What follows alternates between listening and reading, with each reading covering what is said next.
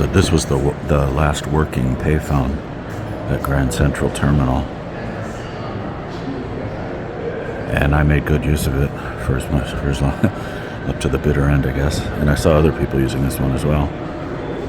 You can see where they put these metal panels where the other payphones used to be, and there was always one lower to the ground phone for ADA compliance.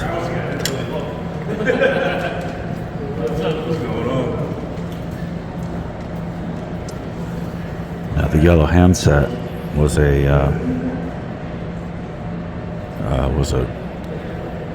what do you call it? A co-brand or a thing between Verizon and a company called Phone One. And Phone One knew everything about dialing internationally for the cheapest rates possible. And when you saw the yellow handset, that was your signal that you could make cheap international calls.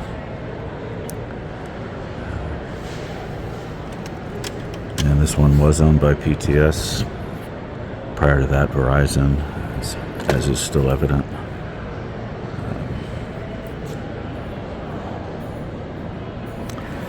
And I think, I probably shouldn't say this, but I think I might have stolen this this bottom placard. It might be in my drawer at home.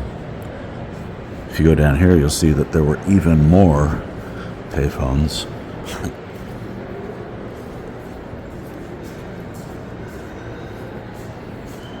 This is a row of, or I'm going to guess this is 10. I can't count that high. And again, you see that one of them is lower to the ground for ADA compliance. I'm surprised they haven't put advertising on this spot, but I guess it's not the highest traffic spot.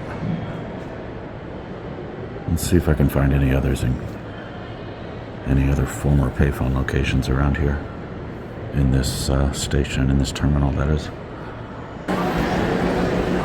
And this is obviously not a payphone, but if you've ever wondered about these letterboxes at Grand Central and certain other places like office buildings will have them, this one actually works. I sent myself a postcard and I got it the next day.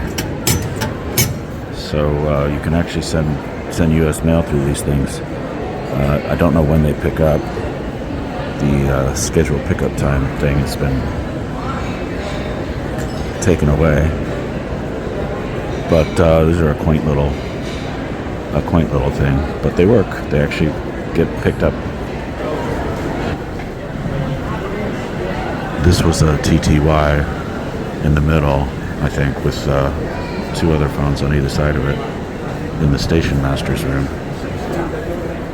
And I think it was the very last time I used this one that I had to cut my call short because I turned around and saw this older woman was absolutely staring at me, glowering, and that was the look of somebody that needed to use the phone. So you don't want to be a payphone hog.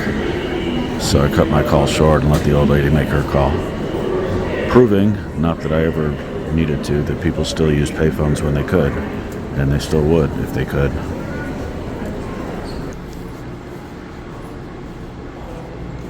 I always think these are church pews.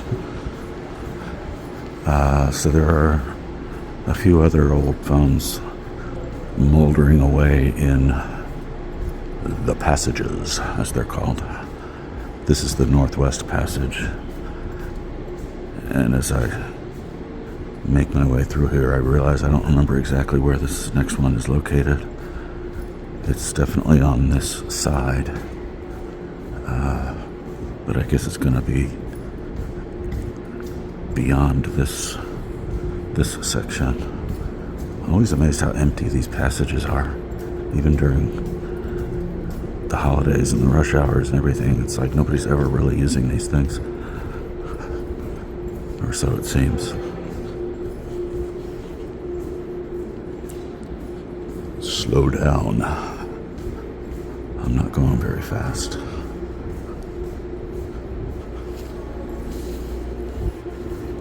And we got more church pews up ahead. And we're going to go down this elevator later. So there should still be a couple of phones, or one phone at least, downstairs.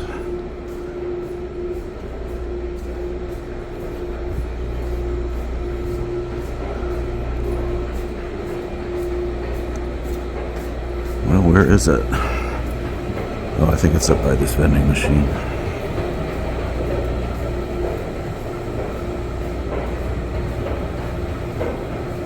Yeah, I see it now. Yeah, a row of 10. Another row of 10, I think. And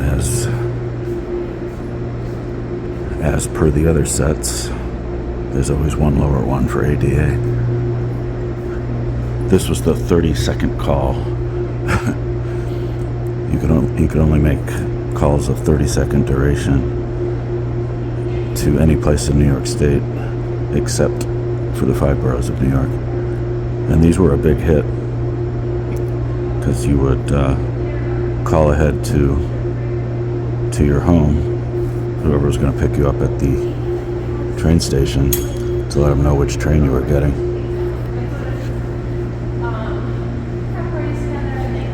Or to let them know which train you'd be coming in on.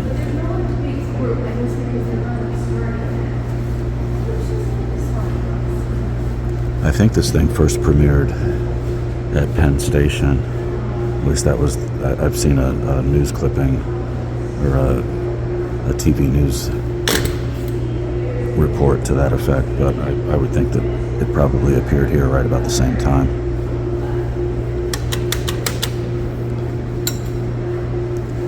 The 30-second calls within New York State only. This phone was a big hit. This did really well. Now this is an emergency phone, and you don't want to mess with these unless you really need to, unless it's really an emergency. I've told this story a million times, but I once picked up an emergency phone a few too many times up on the RFK Triborough Bridge. And in so doing, I summoned the full force of the NYPD. And there must have been like 40, 50 officers who suddenly had us surrounded because they thought I was going to kill myself. It was a suicide prevention crisis counseling phone that I was instrumental in getting installed on the bridge. And I was showing it off to a documentary filmmaker, and in the process of showing it off, I picked it up and put it down a whole bunch of times, the handset that is. And every single time you pick it up, it sets off an alarm at the precinct, 114th precinct, as well as the precinct on Randall's Island. And that's how we found ourselves surrounded by NYPD. Well, because they thought I was, and they did their due diligence. They interrogated me to death, so to speak.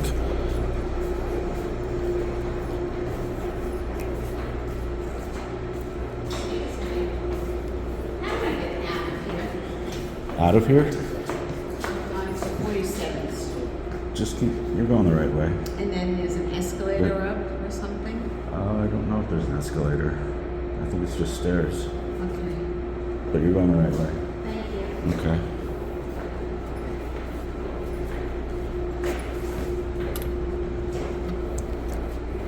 Yeah, I don't remember. There probably is an escalator back there, but anyway. The police double, triple interrogated us both separately, and being honest about things was really paid off for once, because they wanted to find some hole in our stories, but we both said the same thing. Our plans were to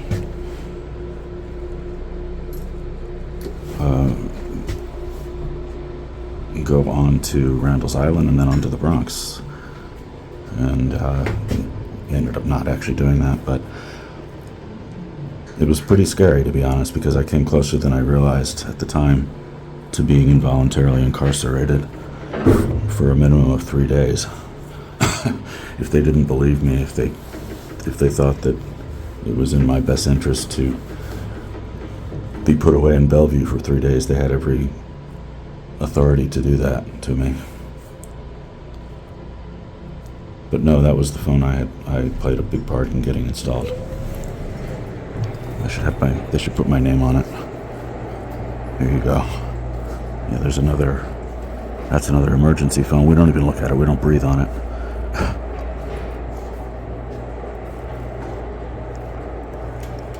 And here's a TTY.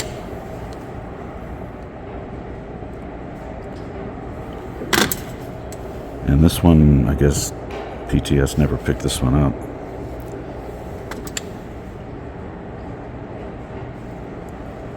It's all Verizon.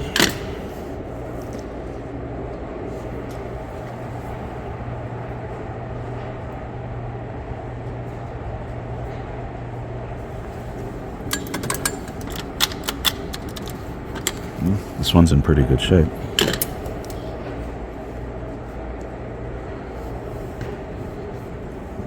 I remember dialing that a few times, and then I think they changed it. I think that's what got changed to 511 at some point. 511 is still the far lesser known subway and transit information hotline. Everybody's heard of 311, but no one's.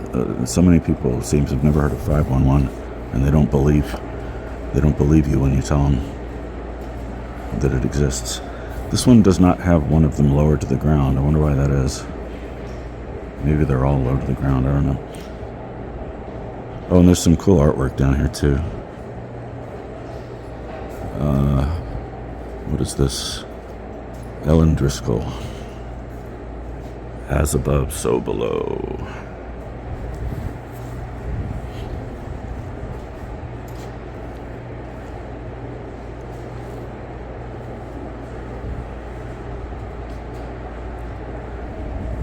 And then there's these things.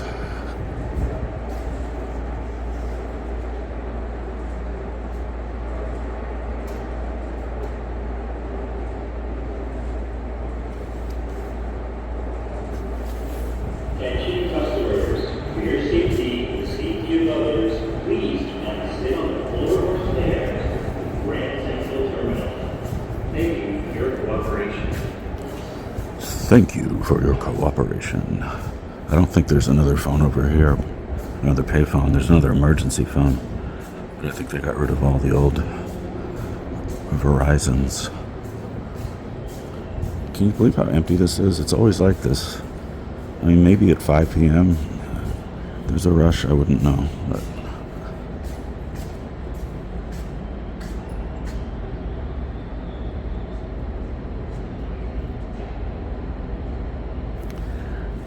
I was actually almost all set to move to Australia at one point in my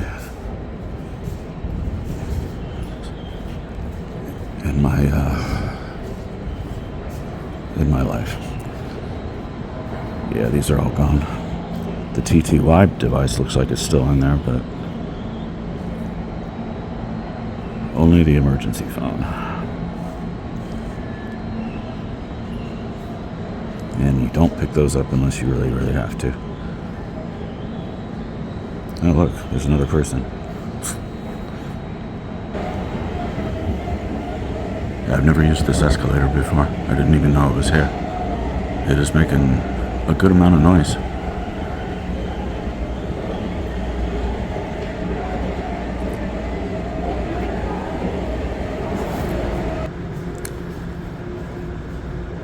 And here's another row of 1, 2, 3, 4, 5, 6, 7, 8, 9, 10. Yeah.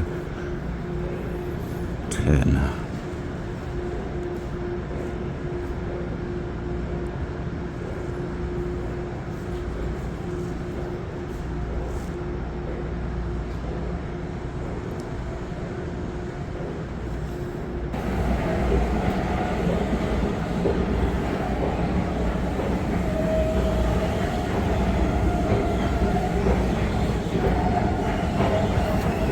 So this is about where the woman I was talking to earlier should have ended up.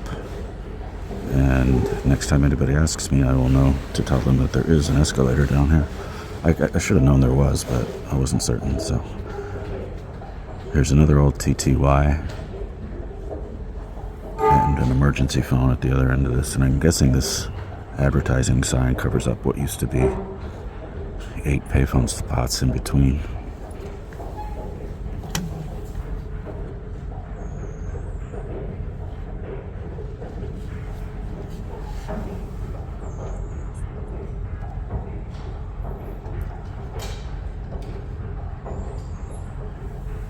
People in the payphone business really hated these things.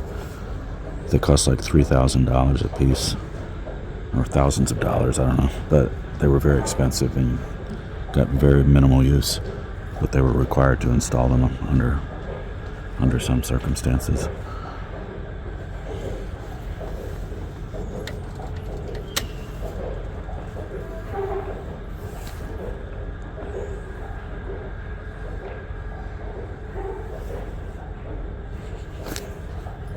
Please take one.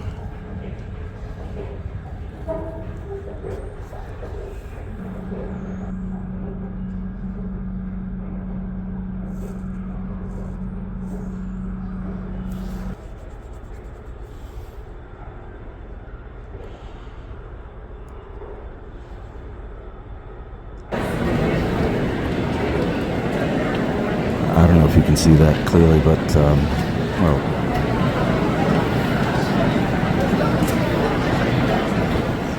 this map still shows you where the payphones used to be. I guess they haven't updated this in 20-something years.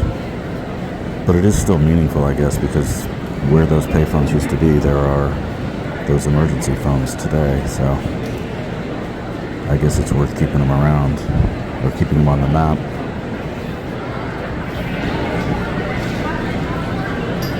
Yeah, and it just says telephones, it doesn't say pay telephones. So I guess it's legacy, but I guess it carries on. There are a couple other payphones in the Oyster Bar, back in the saloon. There's one each in the men's room and the women's room. I'm not going to be going in here today. I kind of can't stand this place, but they are unusual in the respect that they are inside the bathrooms. Typically, in restaurants and bars, they were outside or just outside the bathroom. And for some reason, they put them inside the bathrooms here. But you can check them out sometime if you want. And this is the whispering column. I've done this many times. It really works. If you whisper into this corner, your voice will be heard by somebody standing over in the other corner. It really works. Anyway, I'm pretty sure that's it for the remaining phones in Grand Central.